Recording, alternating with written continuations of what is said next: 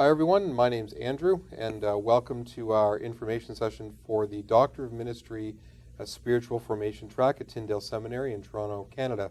I'm the admissions counselor for the Doctor of Ministry programs. I cover all the tracks, and joining me today is Dr. David Sherbino. He's the track coordinator for the Spiritual Formation track, and we'll be spending some time with you over the next 45 minutes to an hour just talking about the program and the Spiritual Formation track in general. If you're joining it, well, you are joining us through the live stream, and if you are logged in through an account, you can leave me a question in the comments box, and I'll try and incorporate those as we go along. Otherwise, just sit back and relax and just join us as we talk about this great program. So the Doctor of Ministry program at Tyndale, a couple things about it in terms of broad strokes, some things that apply to all of our tracks. It is an in-ministry program, which means you do have to have a ministry context. We'll talk a little bit more about what that means later on, but you do have to have a place where you can do your research, and it's out of your ministry that you start, hopefully already have a question, something you want to answer, something you want to research, and so we do require you to have a ministry setting, because a doctor of ministry is a professional doctorate as compared to, say, a research doctorate like the PhD. And the biggest difference is that a DMin is intended to enhance your professional practice. So whether you are working in a church or a parachurch organization, this program is for you if you want to identify and solve a question that's been nagging you in your ministry setting. So that's very important. You do have to have a ministry setting. It is a program that combines theory and practice. And so this program is not just based on theory, although you'll certainly do a lot of reading and work on that side, but it is a very practical program, again, designed to have a very practical impact on your professional practice. It's very collaborative. We do put you into cohorts, so you get to know people really well, and it does become a safe place for you to be able to ask questions, as well as to just to talk about some of the struggles you may be having in ministry if you don't have someone else to talk to those about. We have, because of the way we do it, what we do is we have combined your coursework with your action project. And so rather than separate those two, we combine them. And that leads to about an 82% completion rate across the board, which we're very proud of. So if you come in and sort of follow along and do all the hard work, you have a very good chance of finishing the program. Like I say, 82%. So in terms of ministry setting, we're going to talk a bit more. We'll get David to talk a bit more about the kinds of settings that have come into the program. But we're not just talking to folks who are Sunday morning senior pastors of a church. Many of our students come from across the church spectrum. So again, whether you're in a church setting or in a parachurch, it is possible that we can fit you in with that setting.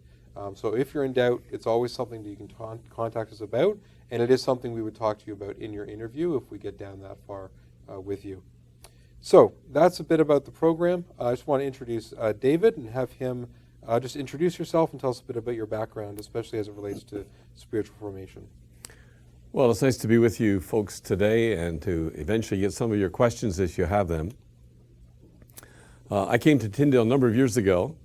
I'm also a working pastor. I've been a minister for over 30 years. I'm in a Presbyterian congregation, and I have integrated the work in the church with the life of the academy. And so for the last 30 years, I have been doing both. And during that time, I realized that there was a real shortage in the area of spiritual formation. In fact, when I first came to Tyndale, there were no courses. And subsequently, we have now 3 master's degrees, plus now this doctoral program in spiritual formation. And people are coming from all different walks of life and looking at how they can find ways of integrating the Christian faith into their praxis of ministry and of life. Part of my training is, initially, I was a psychotherapist. My doctorate is in that field as well as a master's degree. And then I also did advanced work in theology and scripture. Over the period of time, I went and was trained to become a spiritual director. I discovered this in my own practice of ministry. After a number of years in being in a fairly large church, I found myself getting to the edge of not burnout, but getting close to it. I think I would say I was depleted in my spiritual life. And so I began to search for someone who could walk with me and help me. I never heard the term spiritual director. I didn't even know the term spiritual formation very much at that point. But I knew I needed someone to walk with me in this journey. Eventually I went down to New Mexico, did a series of training, and then thought, how can we bring this back into the Canadian context? And so we brought the program back into Tyndale. We've been developing it, and we actually do train certified spiritual directors, and we'll talk more about that program a little later on. Also, my background, I know that I'm dealing a lot with people who die. So I have a fellowship in thanatology, which is the area of grief, death, and dying. And we see this being integrated into the spiritual formation program, as well as being integrated into some of the counseling programs that we have here at Tyndale. And so we have a broad spectrum of students coming from different parts of the world, from Canada, the United States, and then virtually almost the four corners of the earth, I suppose we could say, in different programs that we offer here at Tyndale. We are a multi-denominational and a multinational school. Toronto is considered the most multicultural city in the entire world, with multitude of languages spoken here. And so it's a great place to see a lot of diversity. And one of the wonderful things about being at Tyndale is that we have many people from various Christian traditions, and finding ways that we can learn from each other while at the same time appreciating our own tradition, but also being stretched and growing in our understanding of the whole Christian faith. So we started the program here. We're now into the fourth year in the spiritual formation track, and we've been able to work out most of the little bugs that get started. But what we try to do is encourage you to come to be part of a group. Now, we know that not everyone can stay in a cohort. Stuff just happens. Some people might become ill. There could be some family issues, and so maybe the workload would have to be reduced. But we would encourage you to seriously look at doing the full load. We try to balance it out. We try to keep a very realistic perspective on the demands of being in your ministry setting, whatever that is, but at the same time realizing that there will be extra required of you. So we want to make sure that not only are you on board, but your family's on board, and the people in your ministry setting are on board to be able to support you in this journey, because everyone will benefit in the end result. And so we would look at 3 to maybe 4 years to complete the program if you work at it full time, knowing that the last part, when we do the major portfolio project, it can sometimes take a bit more time because you're going to be working with people. So as Andrew mentioned, there is the academic, which is very realistic, but also the very practical, which is where the rubber hits the road. And that's what we want to try to do, is to look at how do we engage you in your thinking and in your understanding of ministry in the setting that you find yourself in. And so all of our instructors, some of them are from Tyndale, others are from different parts of North America, who come in. The people we choose to be involved in this ministry of teaching are people who are actually engaged in the practice of ministry as well as being academics. So it's not going to be an ivory tower experience. It's going to be an experience where people are talking about the reality of life in the 21st century in the context of a ministry setting. Great, thank you. So let's start off with all of our tracks in the DMin program have this aspect of, we think it's important that you spend some time looking inward and focusing on getting to know who you are. So maybe we can just talk about that a bit in the spiritual autobiography. There are 3 major topics that are offered each year. And in the first year, we have a chance to look inward. And we think this is really important, that you have to get to know yourself. It was one of the church fathers who said, to know God, you have to know yourself, and to know yourself, you have to know God. And there's a lot being written today about true self and false self, and many people are living out of a false self, simply because this is how we have often been raised. But our true self is found in our identity in Christ. And so in the first year, one of the major courses is called a spiritual autobiography. And so this is an opportunity for you to do some serious work looking inwardly into your own life and to see what have been those markers, who have been those influencers that have helped to shape you into being the person that you are today. And so this is one of the first courses that you will take. It's one of 4 in the first year. And so that is going to be something that you will do some serious work on. In addition, there will be courses where you will actually continue to engage in spiritual practices. Some of them might be quite new. You will be asked to be meeting with a spiritual director, and we are able to set that up with you. For some people, you can meet face-to-face because of geographical location. Other people, because of distance, we can arrange to have it done electronically through Skype or some other technological ability. We also would have you become aware of a number of people who have written spiritual autobiographies so that you become aware of some of those great people of the past.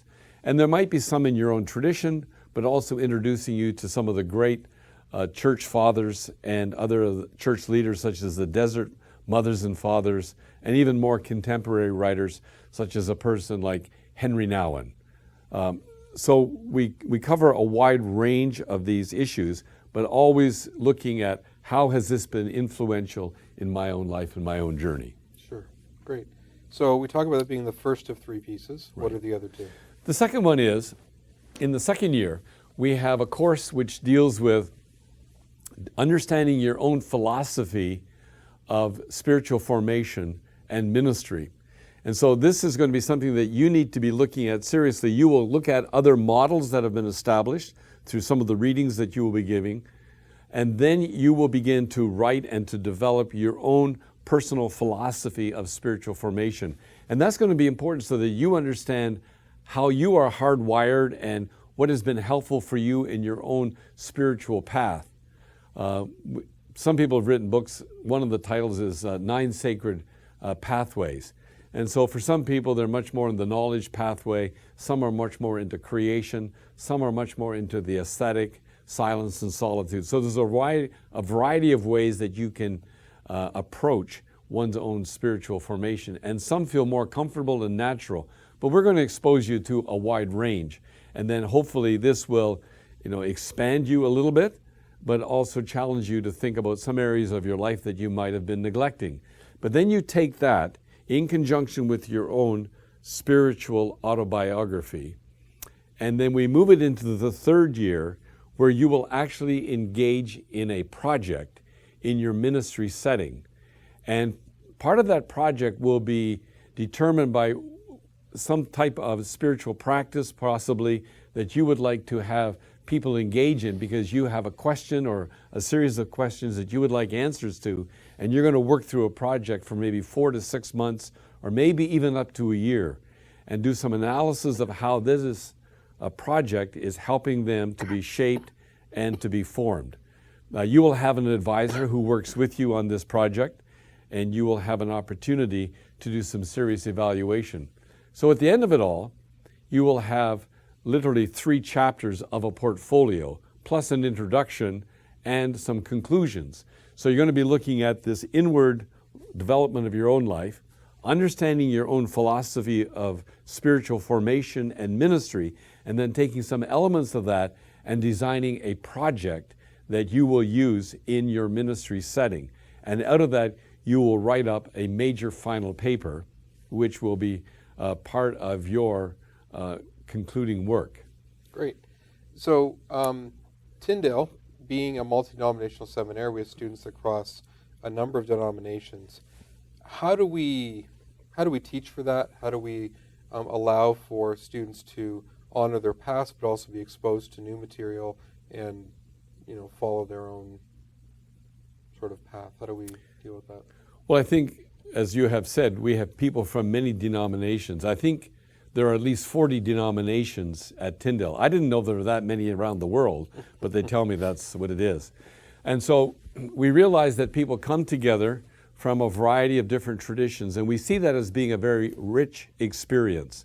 And we want you to be honoring your own tradition, but to be exposed to other traditions as well. So you will find that the faculty are very respectful, but they will push you and challenge you. And in your readings, you're not just going to read from one little perspective. We want to broaden your perspective to see how the kingdom of God is really bigger than most of us have imagined. And I have found this to be a very enriching experience. I come from a certain tradition, and I'm quite comfortable in my tradition. Do I think it's perfect? No. Are there lots of things that could be improved? Absolutely. But we are growing and developing in this community of faith. And I think I like the concept in the early church that when they could say Jesus is Lord, that became the center place of their life together.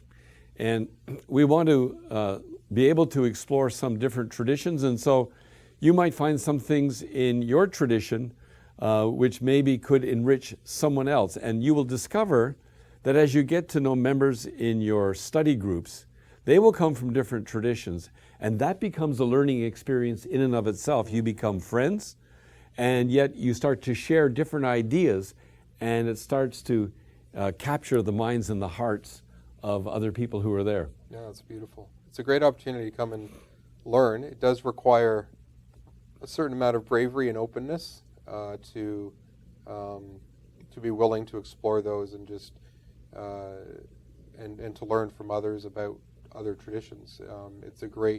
It's something we need more of in the church.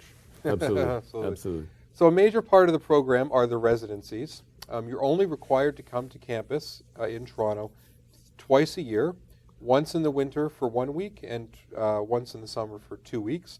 The residencies for spiritual formation take on a bit of a retreat style. So if you could just spend some time speaking about that, because it's a bit different from the other two tracks.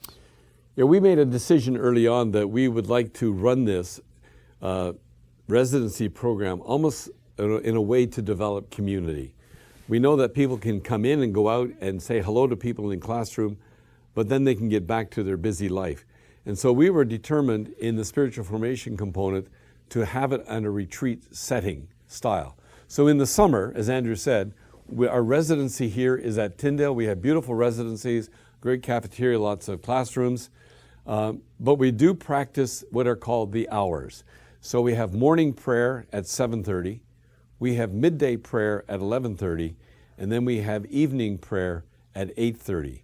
And in between there are classes, there's a bit of free time in the afternoon for an hour or two, and people just begin to share life. So we eat together, we pray together, and then on the weekend, because people come from all over, they stay here for the weekend and they have the chance to explore Toronto or some of the cultural gifts that we have to offer here. In the winter, because the seminary is so busy and full, we go to a retreat center in Mississauga. And we've been using this for about 15 to 20 years. And it is a beautiful retreat center. They have all the electronic availability we need. Everyone has their own private rooms, and we have a beautiful chapel we worship in. And so we continue that journey for the 1 week in February as well. And many people in the evaluations have said, having it in a retreat setting has been so amazing.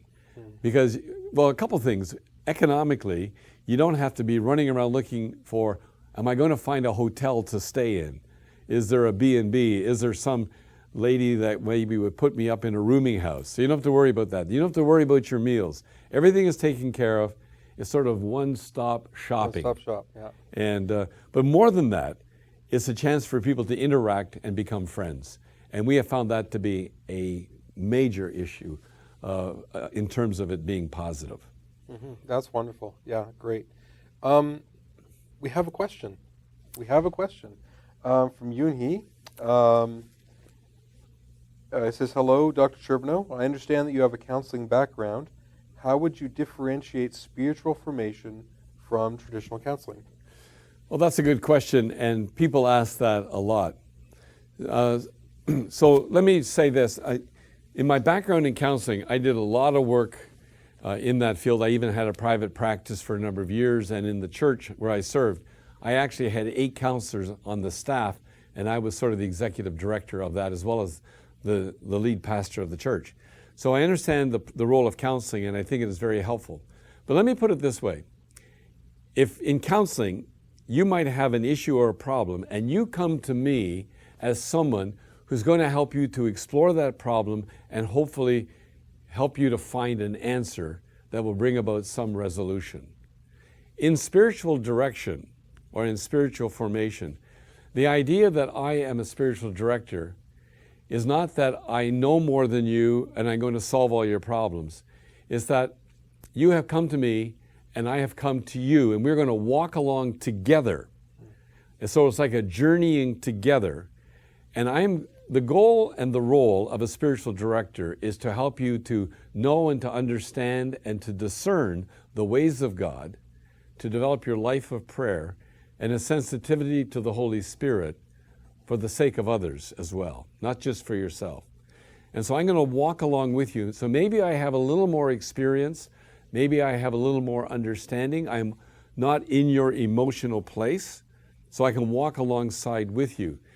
But in spiritual formation, we often say this, that with one ear, I'm listening to what you are saying, but with one ear, I'm also trying to discern what is the Spirit of God saying. And so in spiritual formation, there needs to be a great sensitivity to listening to the voice of God. And that's why if someone is a spiritual director, they need to ensure that their relationship with God is something which is dynamic and ongoing. It's not static, it's not sitting in the shelf somewhere, but it's an ongoing reality. So in spiritual formation, I'm walking alongside with you, helping you to discern and understand the voice of God. Great. So we've talked about spiritual direction a little bit. Let's talk about how the Doctor of Ministry program can accommodate someone who wants to become a spiritual director. Well, the idea of being a spiritual director is something which is seemingly becoming more and more popular in the Protestant tradition, although I believe it's been around for hundreds and hundreds of years. Even John Calvin, he gave spiritual direction to a lot of pastors through a process of writing letters. So a lot of people today are saying that they are a spiritual director. And sometimes when I've asked them, so could you tell me a little bit about your training? Some have said, well, I took a 2-weekend course. And I'm going, oh, that's interesting. I'm not really sure that that qualifies someone as a spiritual director because when you are giving spiritual direction, the implication is that you have certain training and background. A number of years ago, there was an organization in Canada called the Canadian Council for Professional Certification Global.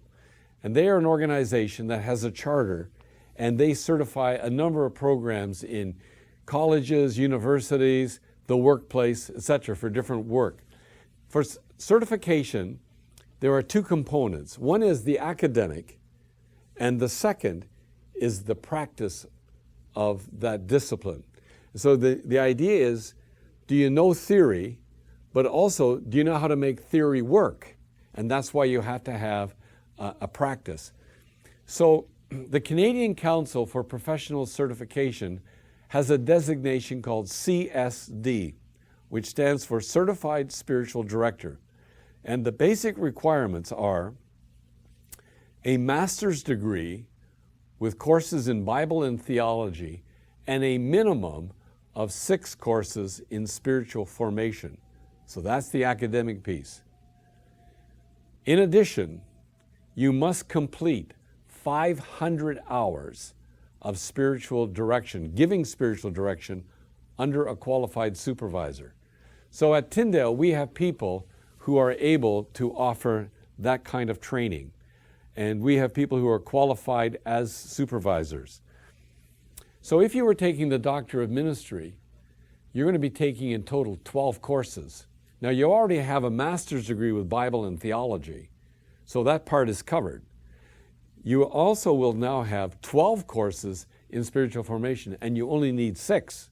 So that part is going to be covered. What you need to get in addition would be the 500 hours. So what we are prepared to do is that in lieu of one of the courses in the program, you can take 2 semesters of the spiritual director's internship program, and that will qualify for 1 course. And during that time, you will learn how to give direction, and you will probably accumulate approximately 100 to 150 hours. Now you still need, let's say you got 150 hours, you will still need 350 hours more to eventually get your CSD. You can do that post-degree, and we would be in touch with you with a supervisor as you continue to clock the hours over the next 2 or 3 years. Now, some people have decided to do it one way. They want to do the CSD in the midst of their Doctor of Ministry. Others are saying, I want to do the 500 hours after I've completed the DMin. So the choice is yours. And there's no time limit on completing the 500 hours. Okay, great. Is that a popular option? At the present time, we have about 3 or 4 Okay. who are considering it. Some have been doing it while they are in the program, and 2 or 3 are saying, I'm going to do it after the program, because they just found out that their workload with their church or ministry setting, whatever it might be, was more than what they can handle. But others are saying, I'm already seeing people in my church for spiritual direction. Why not add those hours to my portfolio? Okay, great. So that actually brings up the issue of sort of workload. Yes. So for those who are in the program full-time doing the 4 courses, let's give them some idea of what they should expect in terms of workload. We try to be very cognizant of the workload so that it is in line with the Association of Theological Schools accreditation body.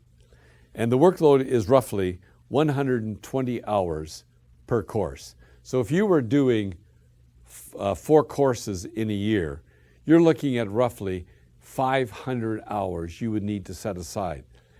For your final portfolio project, you probably will need more time, because it depends on how expansive your program is. And so depend upon about 120 to 125 hours of work per course. So you're going to have assignments before you come to the residency that you need to get done. You will have the residency, and then in the post-residency courses, in the post-residency period, there will be assignments. So every course starts in May, and they go for 1 calendar year. So for example, if you were going to do the summer residency, there would be 2 or 3 assignments that would be due before you come in August. And then you would be here for a week in August, or 2 weeks, depending on how many courses you take. And then later in the fall, there would probably be an assignment or maybe 2 that would be due. And the final due date for most of them is the end of March, early April. For example, I teach a course, one of the courses that I will teach has the residency in February. By the time you get to February for the residency, 80% of your coursework has already been done. And so you have one final paper at the end of that residency. One of the things we want to emphasize is that we are a community of learners. So it's not just going to be the sage on the stage, like someone just spouting everything out.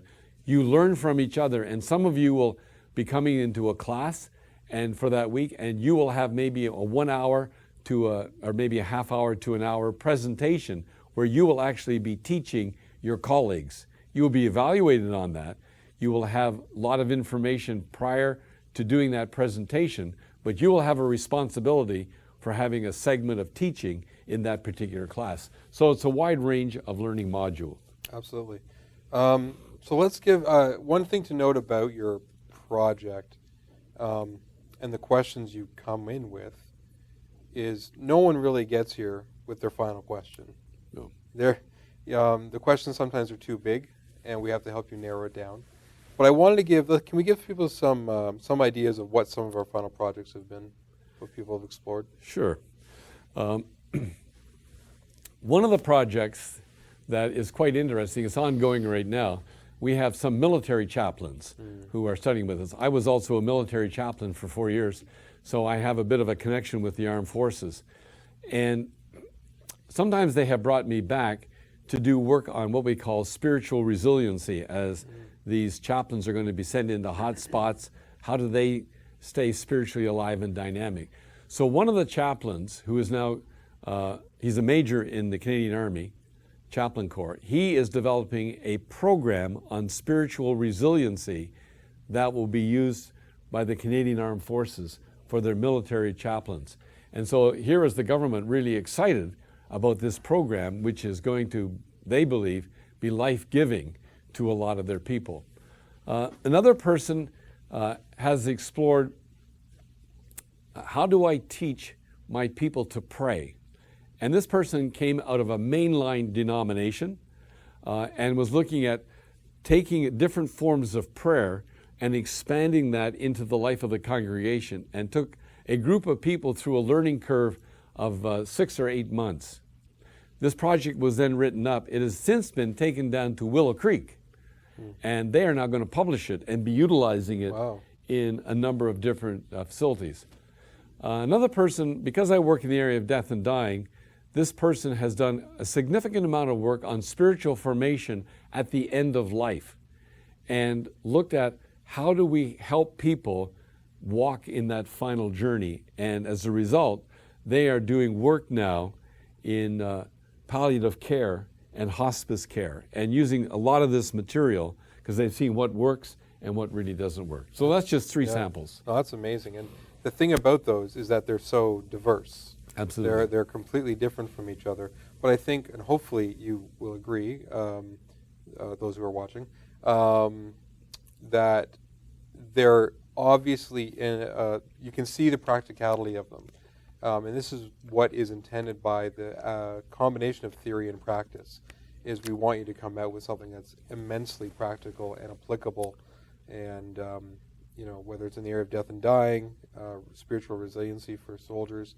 As someone who spent 9 years in emergency services, I can certainly appreciate, though I didn't have it, but those who have PTSD and the importance of helping them. So these aren't just even things that are nice to have. These are things that are going to have a real impact on real people's lives.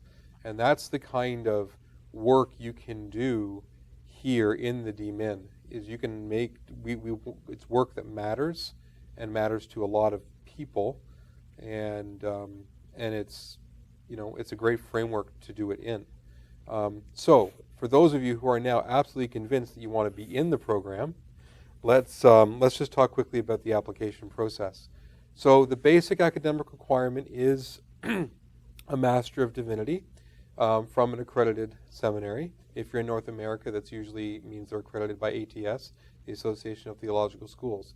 For those of you who don't have an MDiv, but perhaps you have an MTS, or you have a Master of Education and an MA in Christian Studies, you have some combination, we can do an equivalency audit. And that involves you getting in touch with me and sending me all your transcripts, and we try and see if we can smash together your education and have it come out looking something like an MDiv. A very typical example would be someone who has a Master's of Education and perhaps also has a Master's of Theological Studies. Those two things, when you put them together, start to look a lot like a Master of Divinity. For some of you, you might meet equivalency right away. For others, we may have to recommend an upgrade path. For some of you, that might mean we need you to take, if you've never taken Christian history before, we might require you to take a certain number of Christian history courses. If you've never taken, if you don't have enough practical theology, ministry type courses, we may require you to do those. If you apply and you require equivalency, and the number of courses you need, we think you can get before the next year starts, you may be given a conditional acceptance. If it's more than required, we will send you the recommendation, and then you can come back to us at another year when you have completed those courses. So that's the basic academic requirement. In terms of ministry experience, a Doctor of Ministry is not generally intended to follow sort of a PhD path of BA, Master's, PhD all in a row. The Doctor of Ministry does require a certain number of years, 3 to be specific, after your graduate work. So if you've done an MDiv, we generally require you to have 3 years of ministry experience before you can come to us, because we need you to have had that time to really inculcate what you've learned, take it on board, and also just to understand what it's like in the real world once you're outside academia, and the practical realities of what happens when people don't do, when they let you down. what happens when something doesn't go right. So we want you to have those practical experiences before you come to us. There's the online application. The online application is free online, and it's very quick. The actual application online takes you maybe 10 minutes to submit. And then following up that are a few supplemental documents. One is a personal statement, which is 5 to 7 pages. There are specific questions we want you to address, one of which is to tell us about your ministry, tell us what questions you're choosing to pursue, what books have you read recently, things like that. The questions are listed in the application, and you email that to me. An updated resume telling us what you've done and where. And then there's 3 references. One is an academic reference, one is a character reference, and then one is what we call the letter of endorsement. Now, if you are a pastor of a church, the letter of endorsement might come from the chair of your board or your clerk of session, whoever oversees you. If you're in a nonprofit or a parachurch ministry, it's whoever oversees you. And the purpose of the letter of endorsement is, as David alluded to earlier, is we need to know they're on board with what you're doing. This is going to impact your life, hopefully in positive ways, but it is going to make you busy. So we need to know that they're okay with you doing this, that they're okay with you doing some research within your ministry context. And of course, practically speaking, we need them to be okay with giving you the 3 weeks off a year to come to residency for those 3 weeks. We are not asking them to commit to supporting you financially, though we're certainly okay if they do, but they're not required to do that. This is about, we need to know, we don't want to find out after a year that your ministry, your overseers in ministry are moving you to a different position or something's drastically changing because they didn't know what you were doing with us, and then we have to recalibrate your doctrine of ministry, or worse, you can't continue. So the letter of endorsement is very important, and that will come from whoever oversees you in your ministry setting. Once we have all those documents, you'll be assigned to an interview. If it's the spiritual formation track, your interview will be with David. And then we get that feedback from David. It goes to the admissions committee, and we review the different parts of your application, and then we make a decision. In some ways, the application process can move as fast as you get us what we need. If some people will plow through and get us the everything we need on a weekend, then we just get transcripts, and we can move ahead to the interview usually reasonably quickly, depending on the time of year. And then you don't have to wait a long time to find out the decision. We do rolling admissions up into, obviously once the program starts. So you don't, if you apply at a certain time of year, you don't have to wait 6 months to find out. You will find out within reasonably short order. The deadline to apply to the spiritual formation track is March 1st, so you definitely want to have everything in by then. If you can have it in, you've still got about a month till the end of the year, so if you want to get it in then, that would be very helpful, but you do have until March 1st to get us your application, your transcripts, and then we hopefully have the interview done by then as well. So that's just a brief rundown of the application process. It's really not complicated. It is a bit time-consuming, and there are some moving parts. So it is the kind of thing you do need to be clear on what we're asking for and just sort of keep track of that. And obviously, if you have any questions about the application process, you can always be in touch with me. If you have questions about the program beforehand, we can and you want to talk to David, we can absolutely set up a time for you to speak with David. You don't have to wait for the interview. That's perfectly fine. We understand that coming out of this presentation, you may still have questions, or questions may come up as you sort of think about this over the next weekend or week or whatever. So you can always get in touch with me, and we can set up a time for you to speak with David, either here on campus or by phone or whatever. So I feel like there was something else I'm supposed to say, and I can't remember what it is. It'll come to me when we're done. But David, so any final thoughts on the track and why we think it's important? Well, if you're considering this track, I think you are moving in the right direction, because I think there's a great need today for people to develop their relationship with God. And we have many pastors who are coming back now and saying, I just need to be trained in this area. I need to take my own life much more seriously in terms of my spiritual formation. One of the things we have seen is that there are many people who are engaged in ministry who have a great heart, and they're hardworking, but they're burning out. And part of it is they're not nurturing their own inner life. And if you're not nurturing your own inner life, how do you really intend to nurture your congregation or the folks in your ministry setting? The other thing is this: I think it will give you amazing tools and insights into how to deepen and develop your own ministry in a way that is taking us back to the ancient practices of the church, which is learning to listen to God, to be in silence and solitude, to discern His voice, to become a person of prayer, to be able to exegete the scriptures in a more contemplative way, and to be able to take time to meditate on God and who He is. And so there has been a real turnaround and change of heart in the life of many. And instead of thinking about my idea of success is that I have all these numbers that I can chalk up, I'm looking at how am I becoming the person that God really wants me to be? And how am I encouraging people in my ministry setting to be able to become all that God wants them to be? I can tell you this, I teach a number of courses in the master's program as well. And I've had people come to me who have said, I've been in the church for 30 years and not once have I ever heard anything about this. Why has it not been taught to me so that I can develop my relationship with God? Sometimes we think that just by teaching people how to read the Bible, or maybe that they should pray or get into a small group or do something, it's going to be transformational. The difference is this, information dumping does not change a person. And so there has to be that formational experience. And that's what this program is really all about. It's helping people to be shaped and to be formed into the person that God wants them to be, and finding tools that will help in that process. So if that is kind of your heart's cry, then I would think maybe God is prompting you to consider it in this season of life. It's interesting, the former president of this school said that after 40 years he went and started seeing a spiritual director, and he said he should have done it 40 years before. I have seen a spiritual director for years. I now see a spiritual friend, and it has been monumental in terms of helping me just to grow and to develop as a person. And someone that can help me to see some of the missteps that I'm taking, someone that is caring about me, but someone who can also point me in the way that I need to be considering. They don't decide for me. That's not what a spiritual director is about. But they help me to see life with a different set of lenses.